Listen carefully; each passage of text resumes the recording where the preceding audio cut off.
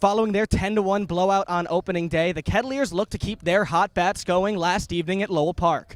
But after some intervention from Mother Nature, Coach Roberts and company found themselves traveling across the Sagamore Bridge to Wareham for their first road trip of the season to take on the Gatemen.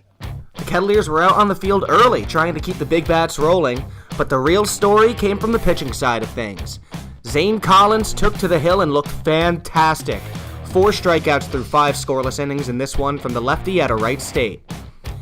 He kept the game close, but in the 5th inning, Eric Jones keeps it even closer. Diving catch with a man on third to keep the game tied and scoreless. Clutch play by Jones on the field, but even more so here at the plate. Just an inning later, he drives in Corey Wood with a base hit to right field, and even though he's tagged out at second, the Kettleers are on the board 1-0. However, that same inning, the Gatemen answered back. Michael Amditis pokes one out to right to drive in a run of his own, and put himself and a man on third in scoring position. Ryan Smith would then come in to relieve, but on his very first pitch, it gets by the catcher to bring in an easy run, and the Gatemen take the lead 2-1. From there, the Gatemen would refuse to take their foot off the pedal. In the 8th, Parker Phillips drops one into no man's land, bringing in 2 more runs and advancing to second on a fielder's choice, extending the lead to 3 runs. In the top of the 9th, it's do or die for the Ketts.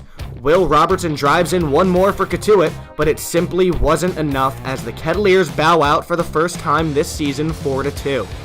I talked with Coach Roberts after the game to get his thoughts on exactly what went down in this one.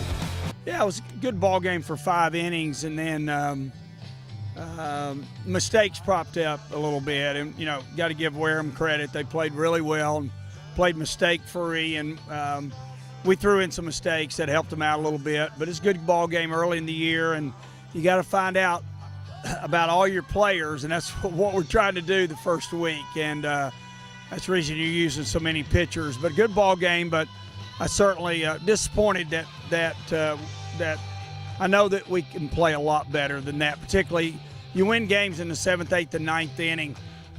You stay in games in the first 6. You win them in 7, 8, 9. We got to play better in 7, 8, 9.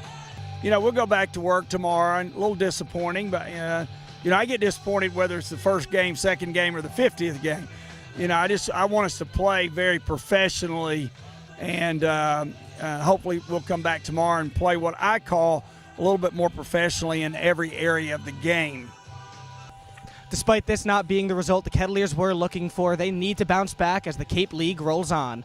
They're home tomorrow against the Hyannis Harbor Hawks at Lowell Park. Reporting for the Cotuit Kettleers, I'm Mason Horodiski.